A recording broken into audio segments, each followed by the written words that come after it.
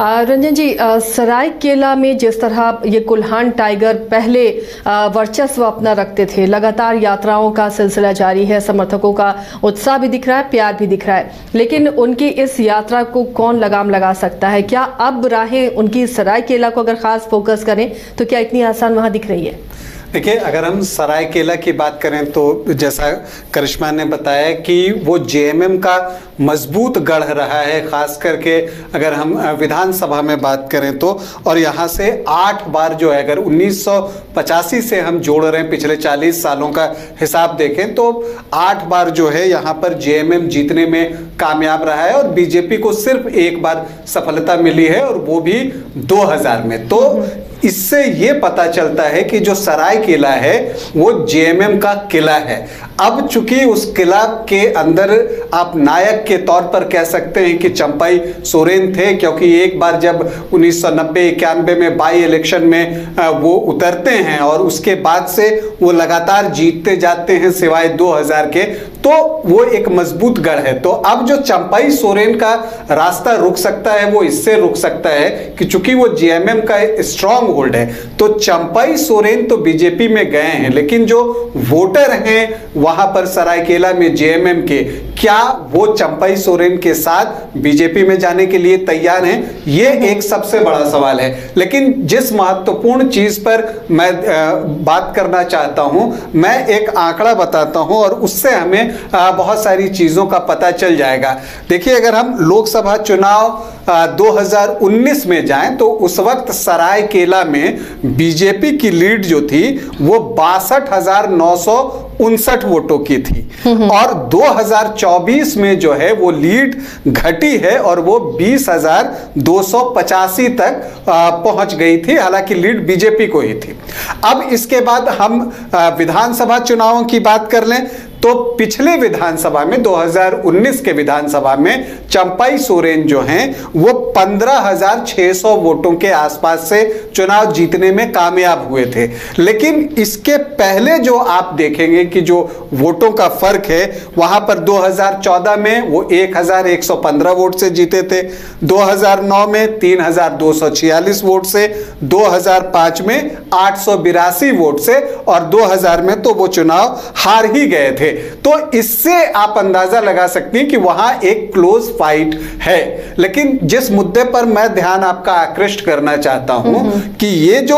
Vote प्रतिशत पिछली इस बार लोकसभा चुनाव में बीजेपी का वहां पर गिरा है, जो जीत का मार्जिन जो पहले 62,959 मतलब लगभग 63,000 तक 2019 में था, वो 20,000 पर आया। तो क्यों आया? और अगर हम पिछली बार 2019 में चंपाई सोरेन जो है 15,600 वोटों के बड़े अंतर से जीते, तो क्यों जीते? क्योंकि बाकी टाइम तो वो जो गैप था बहुत कम होता था और क्लोज फाइट देखने को मिलती थी। तो एक वजह ये थी कि 2019 में आजसू भाजपा से अलग चुनाव लड़ रहा था और अगर आप सरायकेला की बात कीजिए तो वहां पर आजसू को लगभग जो है 10,000 वोट जो है वो आते हैं, 9,956 मतलब कि 10,000 वोट। तो अब अगर उनके 15,600 में से आप 10,000 घटा दीजिए तो वो 5,600 आ जाता है। तो वो फिर से आपको एक क्लोज फाइट दिखता है।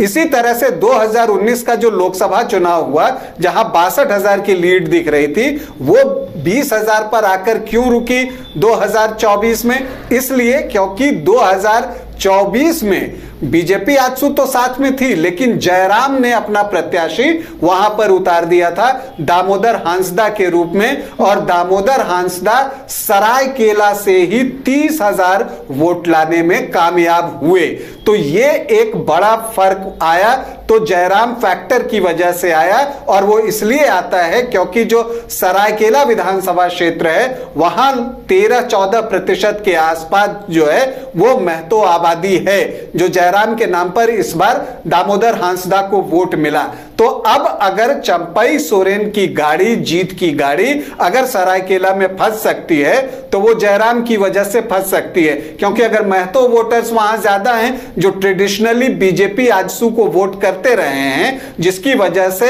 बीजेपी जेएमएम के बीच वहां पर हमेशा क्लोज फाइट देखने को मिली है। अगर जयराम वहां से कोई मजबूत कैंडिडेट उतार देते हैं और वहां पर महतो वोटर्स अगर जयराम की पार्टी की तरफ शिफ्ट हो जाता है, तब वैसी परिस्थिति में चंपई सोरेन को परेशानी हो सकती है, क्योंकि तब उन्हें बीजेपी वोटर्स के साथ वो जेएमएम से कितने वोट खींचकर अपने साथ ला पाए हैं उस पर बहुत कुछ गणित निर्भर करेगा। तो जयराम फैक्टर सरायकेला में बहुत महत्वपूर्ण होने जा रहा है और सारे लोगों का फिंगर क्रॉस करके इंतजार है कि जयराम वहां पर किन्हें कैंडिडेट बनाते हैं, यह देखना जो है वो दिलचस्प होगा। इसके अलावा भी कई कारण हैं। जब आप किसी पार्टी में जाते हैं तो आप नए होते हैं, तो पार्टी के बड़े स्तर पर तो आपको स्वीकार कर लिया जाता है। क्या ग्राउंड लेवल पर आपको, जी हाँ, ग्राउंड लेवल पर क्या स्वीकार किया गया है, क्योंकि वहां पर बहुत सारे ऐसे लोग होंगे जो कि पार्टी से टिकट की आस में होंगे, जो काफी दिनों से मेहनत कर रहे होंगे। अब उन्हें लगता होगा कि वो टिकट तो उनका गया, वहां पर पिछले बार के प्रत्याशी भी होंगे, तो उन सबका सहयोग कैसे मिलता है, इन सारी चीजों पर भी चंपई सोरेन की सरायकेला में जीत जो है वो निर्भर करेगी। लेकिन इस बात से आप इनकार नहीं कर सकती कि चंपई सोरेन का कद जो है वो बहुत ऊंचा है। तो ये जो एंटी इनकम्बेंसी वगैरह की बात होती है वो जो है बहुत बड़े नेताओं के ऊपर उस तरह से काम नहीं करती है, और इसलिए लगता है कि चंपई सोरेन जो है एंटी इनकम्बेंसी के तो उतने शिकार नहीं होंगे। लेकिन ये जो उनका एक संतुलन जो बीजेपी जो गठबंधन है, जो कार्यकर्ता हैं उनके साथ कैसा रहता है, और जो बीजेपी के कार्यकर्ता हैं वो कितने दिल के साथ जो है वो चंपई सोरेन के साथ लगते हैं, इस पर बहुत कुछ निर्भर करेगा। हां, अगर बीजेपी पूरी तरह से चंपई सोरेन के साथ हो और जेएमएम से वो जो उनके समर्थक थे, जो भीड़ उनकी सभाओं में अभी जुट रही है, भारी भीड़ है, बहुत सारे लोग आते हैं, तो अगर वो भीड़ वोट में तब्दील हो जाती है तब फिर चंपई सोरेन की जीत की गाड़ी सरायकेला में नहीं फंसेगी। बिल्कुल, ऐसे भी करिश्मा, जो वोटर्स आपको वोट करते रहते हैं वो आपके विचारधारा, पार्टी की विचारधारा और जिस पार्टी से आप हैं उसके वो वोटर होते हैं। तो अब जब चंपई सोरेन बीजेपी में चले गए हैं, बीजेपी के जो कार्यकर्ता हैं क्या वो उस तरह से सपोर्ट कर पाएंगे जो पहले से इस आस में होंगे कि उनके लिए टिकट यहाँ से होगी या उनकी सीट ये हो सकती है? बाहर से कोई आता है तो क्या वाकई कार्यकर्ता उतना सपोर्ट कर पाते हैं, उतने मन से उनके लिए प्रचार कर पाते हैं? दूसरी बात, जो इनके वोटर्स होंगे जो जेएमएम को देखकर चंपई को वोट देते होंगे, वो वोट क्या चंपई फिर खींच सकते हैं बीजेपी के लिए? जी आसिया, देखिए जब चुनाव नजदीक आता है तो कई नेता दल बदल लेते हैं, लेकिन कहीं ना कहीं कई ऐसे नेता जो है वो इसके शिकार भी हो जाते हैं। देखिए आपने देखा होगा कि जब लोकसभा का चुनाव चल रहा था तब कई ऐसे नेता है जो दूसरे दल में चले जाते हैं, लेकिन उनकी ओर से ये कहा जा रहा था कि वहां उन्हें उतना सपोर्ट नहीं किया जा रहा है। उनके जो कार्यकर्ता यानी कि जो दल में वो गए हैं वहां के जो कार्यकर्ता है उतना उन्हें सपोर्ट नहीं कर रहे हैं। तो देखिए यहाँ पर भी सवाल उठता है कि अगर चंपई सोरेन ने बीजेपी का दामन थामा है, हालांकि देखिए बीजेपी का दामन थामने के समय कई बड़े नेता उनके साथ मौजूद थे, लेकिन सवाल ये उठता है कि अब वो सरायकेला में जिस तरीके से लोगों से मिल रहे हैं, क्या वहां के कार्यकर्ता उन्हें सपोर्ट करेंगे? क्या उसी तरीके से, क्योंकि जिस तरीके से रंजन जी ने कहा कि कई ऐसे पुराने कार्यकर्ता है जो इंतजार करते हैं कि जब चुनाव आएगा तो पार्टी की ओर से उन्हें टिकट मिलेगा, और यही वजह है कि 5 साल हो, 10 साल हो या फिर 15 साल जो कार्यकर्ता है वो मेहनत करते हैं कि आने वाले समय में उन्हें टिकट मिलेगा। लेकिन अचानक से कोई बीच में या फिर कह सकते हैं कि कोई बड़े नेता कोई दूसरे दल में ज्वाइन करते हैं, तो ऐसे में सवाल ये उठता है कि जो पुराने कार्यकर्ता वो कहां जाएंगे? क्या पुराने कार्यकर्ता जो नए आए हैं उन्हें सपोर्ट करेंगे? फिलहाल बिल्कुल ऐसा ही देखने को मिल रहा है। चंपई सोरेन हालांकि लगातार क्षेत्रों का भ्रमण कर रहे, लोगों से मुलाकात कर रहे हैं और एक भीड़ जो है उनके साथ देखने को मिल रही है, लेकिन कह सकते हैं उसी भीड़ में कई ऐसे कार्यकर्ता होंगे आसिया जो ये चाहते होंगे कि उन्हें टिकट मिले। अब ऐसे में चंपई सोरेन आए हैं तो ये कहना भी गलत नहीं होगा कि आने वाले समय में बीजेपी की ओर से उन्हें ही चुनावी मैदान में उतारा जाएगा। हालांकि इसको लेकर फिलहाल कोई भी बीजेपी के बड़े नेता बोलते हुए नजर नहीं आ रहे। इनफैक्ट अगर हम बात करेंगे चंपई सोरेन की तो उनकी ओर से भी यही कहा जा रहा है कि अगर पार्टी की ओर से उन्हें टिकट दिया जाता है, अगर उन्हें ये मौका दिया जाता है तो वो जरूर चुनावी मैदान में उतरेंगे। लेकिन अब देखिए सरायकेला में लगातार वो प्रमुखता से अपनी बात को रखते हुए नजर आ रहे हैं। जनता, जो वहां के जनता उनसे मुलाकात कर रहे हैं, और सबसे इंपॉर्टेंट आसिया जो वहां के कार्यकर्ता है भारतीय जनता पार्टी के, उनसे भी वो मुलाकात करने की कोशिश कर रहे हैं। देखिए, आपने देखा होगा कि जब लोकसभा चुनाव चल रहा था तो कांग्रेस का दामन छोड़ने के बाद बीजेपी का दामन गीता कोड़ा ने थामा था, और आपने देखा होगा कि परिणाम जो है उनके हित में नहीं आया था। हालांकि खबरें ये भी आ रही थी कि गीता कोड़ा का साथ जो है वहां के जो लोकल कार्यकर्ता है वो नहीं उतना दे पाए हैं। हालांकि इसका खंडन जो है वो गीता कोड़ा ने किया था। उनका कहना था कि वहां के जो कार्यकर्ता है बीजेपी के, उनका सपोर्ट किए थे। लेकिन देखिए, अब चंपई सोरेन के सामने काफी चुनौती रहने वाली है, क्योंकि लंबे समय से वो झारखंड मुक्ति मोर्चा के साथ जुड़े थे, और जो बैनर, पोस्टर या फिर कह सकते हैं जो वोटर्स थे वो उनके साथ थे, या फिर झारखंड मुक्ति मोर्चा के जितने समर्थक थे वो उनके साथ थे। अब कैसे शिफ्ट होगा जो समर्थक है, किस तरीके से समर्थक जो है वो रिएक्ट करेंगे, और आने वाले समय में देखिए यहाँ पर सबसे ज्यादा अगर किसी की जो रोल होती है सबसे ज्यादा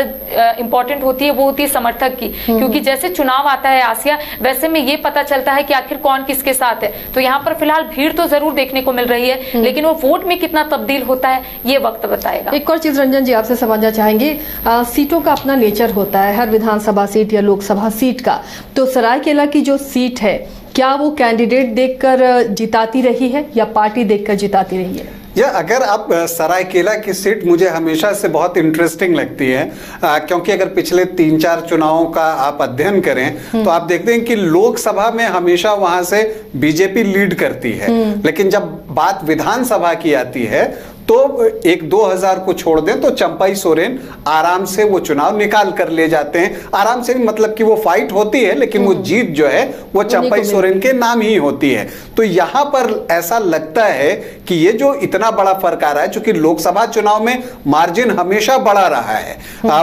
60,000 62,000, इस बार भी अगर कम हुआ है तब भी 20-22 हजार के आसपास है। तो इससे ये तो लगता है कि जो सरायकेला है वहां पर बीजेपी की स्थिति मजबूत है, लेकिन ये जो चंपई सोरेन का कद था, उनका चेहरा था, उनके नाम पर जो है वहां वोट मिलता है। और यही बात चंपई सोरेन के फेवर में जाती है कि जब वो पार्टी बदलकर अगर बीजेपी में आते हैं और अगर उनके चेहरे पर वोट मिलता था तो वो वोट अगर चंपई सोरेन को मिलता है और जो बीजेपी का वोट है वो बीजेपी के साथ इंटैक्ट रह जाता है, तब फिर चंपई सोरेन मुझे लगता है कि एक टाइट फाइट में नहीं, बड़े मार्जिन से चुनाव जीतेंगे। खास करके अगर महतो वोटर्स जो कि ट्रेडिशनली बीजेपी आजसू को वोट करते रहे हैं, अगर उन्होंने चंपई सोरेन के पक्ष में वोट कर दिया तो मार्जिन बहुत बड़ी होगी और फिर चंपई सोरेन आराम से जो है ये चुनाव निकाल सकते हैं। लेकिन इस बात पर डिपेंड करता है कि जयराम वहां कैसा कैंडिडेट देते हैं, क्योंकि आजसू तो कैंडिडेट नहीं देगा ये तय है,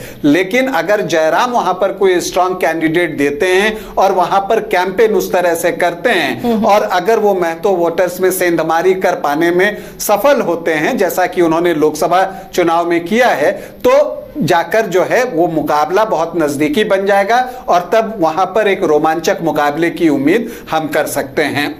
चलिए, तो लगातार हमारी नज़र भी बनी रहेगी कि आखिर ये कोल्हान के टाइगर सरायकेला को किस तरह फतह करते हैं और क्या क्या अड़चनें उनके रास्ते में नजर आती हैं जब से उन्होंने बीजेपी ज्वाइन किया है। क्या उनके समर्थक उसी तरह का प्यार उन्हें देंगे, क्या उनके वोटर अब बीजेपी में जाने के बाद भी उसी तरह का प्यार और वोट उन्हें देंगे, और अगर यहाँ जयराम की पार्टी से कोई स्ट्रॉन्ग कैंडिडेट आता है तो उसके बाद क्या इस सीट का फैसला होगा, उस पर भी नजरें टिकी रहेंगी और आप तक खबरें पहुंचाते रहेंगे। बहुत बहुत शुक्रिया करिश्मा और रंजन जी, आप दोनों का इस चर्चा में शामिल होने के लिए।